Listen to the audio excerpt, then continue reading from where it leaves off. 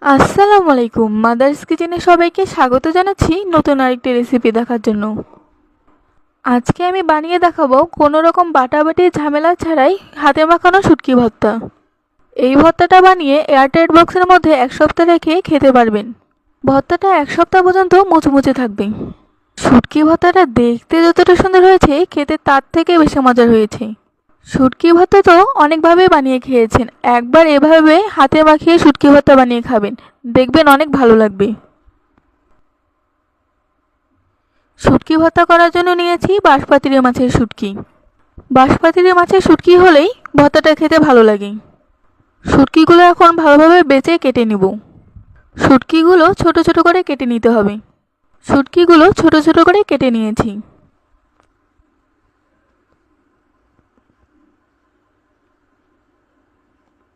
নিয়েছি শুকনা মরিচ, পেঁয়াজ কুচি আর রসুন কুচি। এই ভর্তাতে পেঁয়াজ, মরিচ আর রসুনের পরিমাণটা একটু বেশি লাগে। এই ভর্তাটা ঝাল ঝাল হলেই খেতে ভালো লাগে। চুলার মধ্যে কড়াই বেশি দিয়ে দিয়েছি তেল। তেল গরম হওয়া পর্যন্ত অপেক্ষা করব। আমি এখানে রান্নার তেল নিয়েছি। রান্নার তেল দিয়ে আগে সব কিছু ভেজে নেব। তেল গরম হয়ে গিয়েছে, দিয়ে দিচ্ছি শুকনা মরিচগুলো। শুকনা মরিচগুলো ভালোভাবে ভেজে নেব। ভালোভাবে ভেজে নিতে হবে মুচমুচে করে।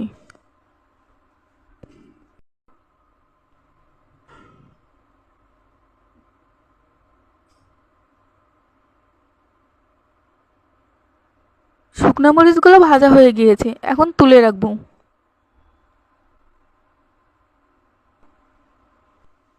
মরিচগুলো তুলে নিয়েছি, এখন দিয়ে দেব রসুন কুচি।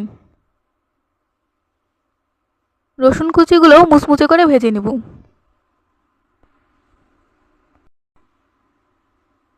এই ভর্তাতে রসুনগুলো কুচি করেই নিতে হবে। দেখেই নিশ্চয়ই বুঝতে পারছেন রসুনগুলো কিভাবে কেটে নিয়েছি।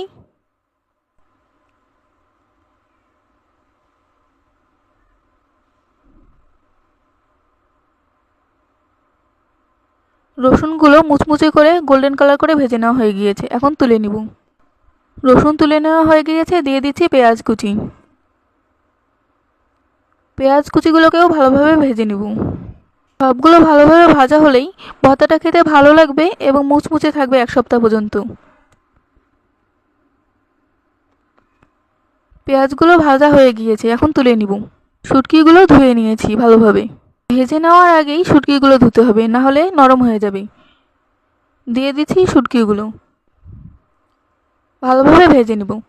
ভালোভাবে ভেজে নেওয়া হয়ে গিয়েছে, এখন শুটকিগুলোও তুলে নেব। পেঁয়াজ, মরিচ, রসুন, শুটকি সবগুলো ভাজা হয়ে গিয়েছে।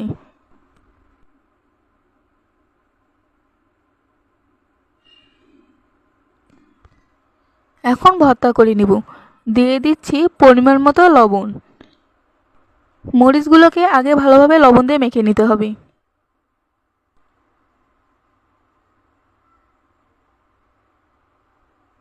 মরিচগুলো ভালোভাবে মেখে নেওয়া হয়ে গিয়েছে। ভালোভাবে মেখে নেওয়া হয়ে গেলে এখন রসুনের সাথে ভালোভাবে মেখে নিব।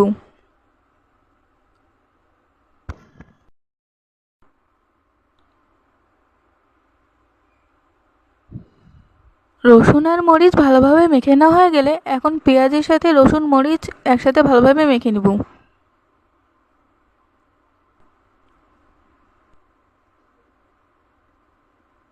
রসুন, মরিচ, পেঁয়াজ ভালোভাবে মেখে নেওয়া হয়ে গেলে শুটকিগুলো দিয়ে একসাথে ভালোভাবে মেখে নিব। ভালোভাবে মাখতে হবে, তাহলেই ভর্তাটা খেতে ভালো লাগবে। ভালোভাবে মাখা হয়ে গেলে দিয়ে দেব পরিমাণ মতো সরিষার তেল। সরিষার তেল দেওয়া হয়ে গেলে ভালোভাবে মেখে নিব।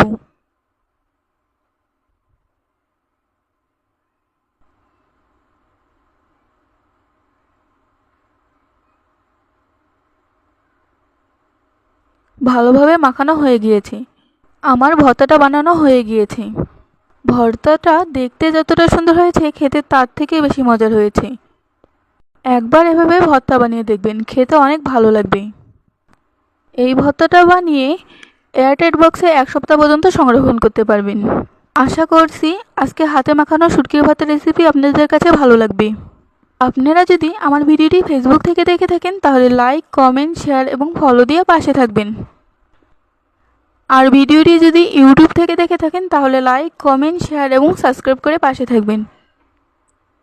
শুটকি ভর্তার রেসিপি কেমন লাগলো কমেন্ট করে জানাবেন। ভিডিওটি দেখার জন্য ধন্যবাদ।